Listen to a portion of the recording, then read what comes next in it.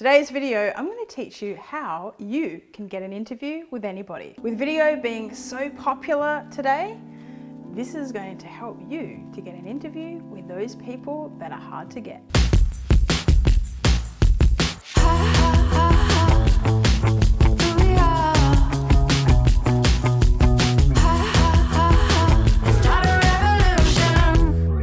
I love a challenge, and somebody told me once that there was a 95% chance that I would not get an interview with the previous CEO of Myer, Bernie Brooks.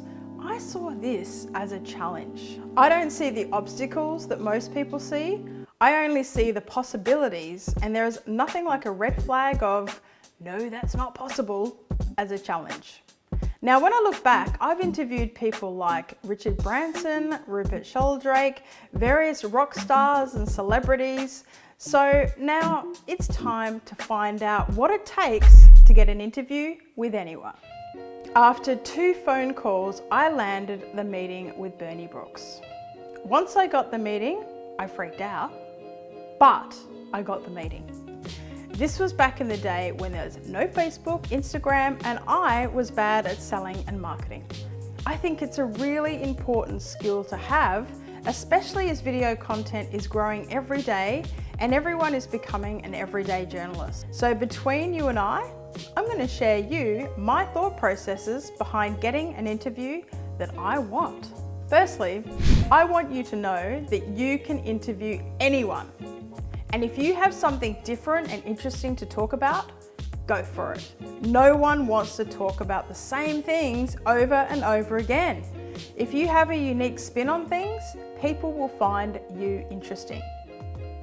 I'm about to email a whole bunch of PR and media releases, and they cover a very different subject that they haven't heard before.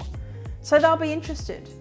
You can grab attention and think about what's in it for them. This is where you start.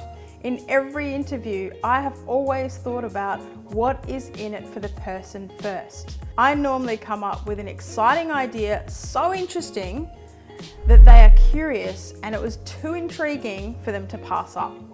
Step 1 is pick your person. So choose the person and think big. Don't let the thoughts ever enter your mind that you will not meet them. This is the key. Only see it happening in your mind first. And then, if they are contactable, find out where you may be able to get an introduction, a phone number, or a meeting. You may be pleasantly surprised at how close you actually are to this person. Sometimes, when you want to do an interview with a person, they may not end up being in your time frame. They may just show up when you least expect it. This has been the case a couple of times with a couple of musicians. I've put it out there in my mind that I would love to talk to them about a feature film idea that I was working on. And sure enough, the next morning, I was behind them in a supermarket. Mind you, I was too scared at that time to go up to them, but this can show you how fast an unplanned interview can happen. So step 2, ask yourself, what is in it for them? Dream big. When I first went to Bernie Briggs, I wanted to approach Myer, as I wanted to create a virtual shop in a program called Second Life to showcase an Australian fashion. Second Life is where you create your own life online, your own avatar, business. It's like having a second life. I spent 6 months researching and created a girl director studio inside there. I had to play around and I wanted to show Myers the potential of what was possible. Step 3, find an interesting way to deliver your idea to grab attention. Come up with an interesting way to present your idea that's compelling, playful, and different. Grab attention. Another client of ours wanted to get a celebrity vet's attention, and she was going to dress up in a dog suit. Luckily, she didn't have to because she did meet him. But see, this works. Be prepared to do what it takes because not many people are prepared to go that far. Step 4, the follow-up. If they haven't responded, try again. You will run into them or see them. Sometimes it can take time for your person to come into view, but it works. You have to believe it will happen and let it go. When I met Richard Branson, he was on my list of people to see, and I knew one day I would meet him. I let it go, and sure enough, a friend was filming for him a new Virgin Active ad in Sydney. and I was asked if I wanted to be there. And of course, I said yes, absolutely. I didn't spend any time worrying about it, it just happened in good time. I mean, my meeting with Richard Branson was probably one of those most embarrassing moments you prefer not to remember. I remember going to the studio and I had a plan to talk to him about my feature film, and my business partner was on the way to the United Nations to pitch with Prince Charles, and I had the opportunity to pitch to Richard Branson. The shoot was running over time and the producer came out to me and said, "Rachel, I don't think he's going to have time because he's running late." And I thought to myself, there is no way he is leaving without me seeing him.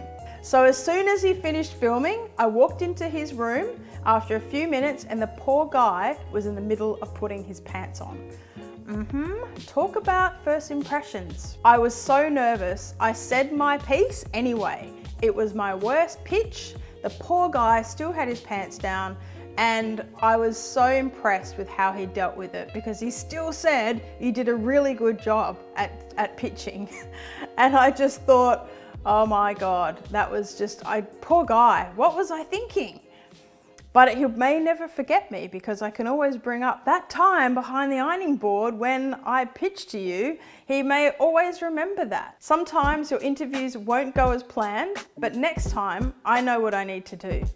The same thing applies here too. Grab attention, make yourself memorable. And so who's on your go-to list when it comes to interviews? Think big.